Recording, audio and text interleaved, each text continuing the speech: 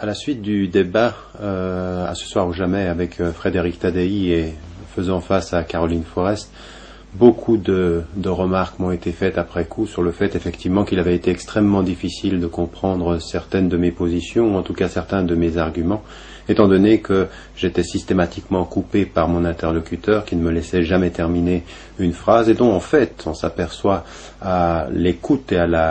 lorsqu'on observe sa technique que c'est une stratégie de communication. Le but c'est de m'empêcher de m'exprimer, de clarifier mes positions. Alors quand elle est en face de moi, elle me coupe la parole et quand je ne suis pas là, elle intervient à l'Université libre de Bruxelles par exemple pour dire qu'on ne devrait pas m'inviter, ou alors le lendemain même de cette émission sur une radio nationale en disant qu'il ne faut pas me lire et il ne faut pas m'écouter mais plutôt lire son ouvrage. Donc la stratégie de communication elle est assez rodée, elle est simple mais elle a été efficace pour un seul objectif, c'est-à-dire de brouiller les pistes, de faire en sorte que le propos ne soit pas clair. Ce sont les retours que j'ai pu avoir après l'émission et donc j'aimerais profiter de l'occasion pour revenir sur un certain nombre de points et pour clarifier ma position et en tout cas surtout clarifier d'où l'un et l'autre nous parlions et de comprendre quelles étaient nos positions respectives. Alors, ce qu'il faut comprendre, c'est que dans son ouvrage qui me concerne, mais finalement dans toute sa stratégie me concernant,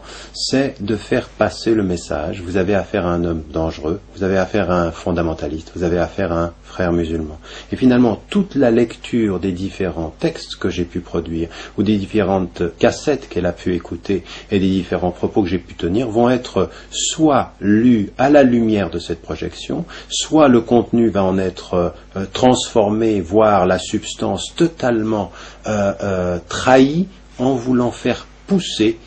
le sens du propos vers l'interprétation. Alors on a des interprétations qui sont totalement libres, on a du mensonge, on a des citations tronquées, et en particulier, ce qu'il y a sur cette approche, quelque chose qui va concerner les étapes. Alors ce que j'ai essayé de montrer, j'aurais voulu être plus explicite, mais je n'en avais pas l'occasion tellement j'étais effectivement coupé dans mon propos, mais par exemple de vouloir dire que vivant à Genève, j'étais lié à des mouvements islamistes à Lyon et que finalement j'étais dans la proximité. On en arrive à des petits détails qui, pour ajouter à la proximité, font que Lyon ne se retrouve plus qu'à 1 heure de Genève, Genève à 1 heure de Lyon, et donc que j'étais finalement déjà à Lyon en train de faire ce travail-là. Ajouter à cela des projections historiques, une sorte de déterminisme sur l'histoire en disant que mon père m'a appelé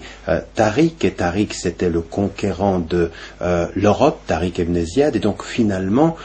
j'étais prédestiné à la conquête de l'Europe et qu'il fallait que je trouve pour me marier une catholique à convertir, Isabelle la catholique, et donc j'allais trouver cette Isabelle et j'allais me marier avec elle, comme si je correspondais à une espèce de projection de mon père, un déterminisme familial, et donc ça se réalisait. Ça a fait rire dans beaucoup de chaumières quand le livre a été lu en anglais, même d'ailleurs Catherine Corollaire dans Libération avait relevé quand même que ce n'était pas sérieux d'en arriver là. Alors là on est dans une projection totalement simpliste. On a par contre des choses qui vont être des projections sur mon propos. Quand par exemple je dis effectivement qu'il est interdit d'imposer le foulard aux femmes et qu'une femme doit être libre de l'imposer, libre de le porter ou de ne pas le porter, eh bien la projection que va faire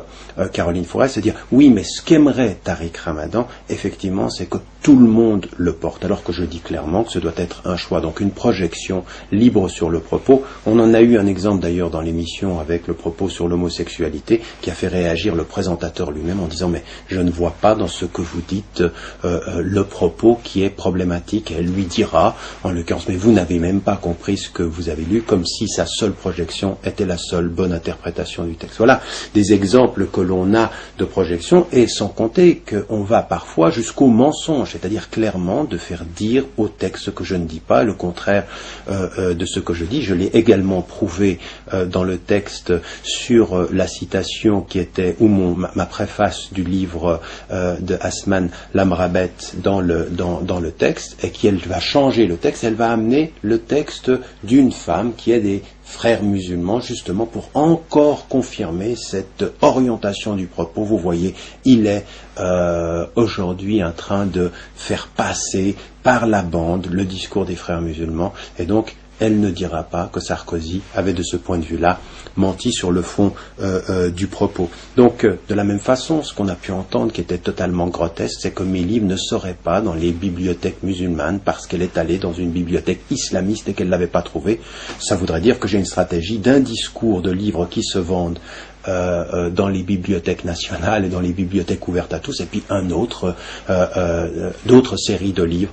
En fait, les Français de confession musulmane sont français, ils achètent les livres partout. Et que serait cette stratégie de pouvoir mettre certains livres quelque part et pas les autres, alors qu'en plus, ces livres sont tout à fait vendus dans pratiquement toutes les librairies musulmanes de France. Et il se peut d'ailleurs parfois que mes livres ne soient dans certaines librairies islamistes, pas du tout parce qu'ils considèrent que les livres ne sont pas fidèles à certaines visions de l'islam. Donc des propos ici qui sont mensongers, des propos qui sont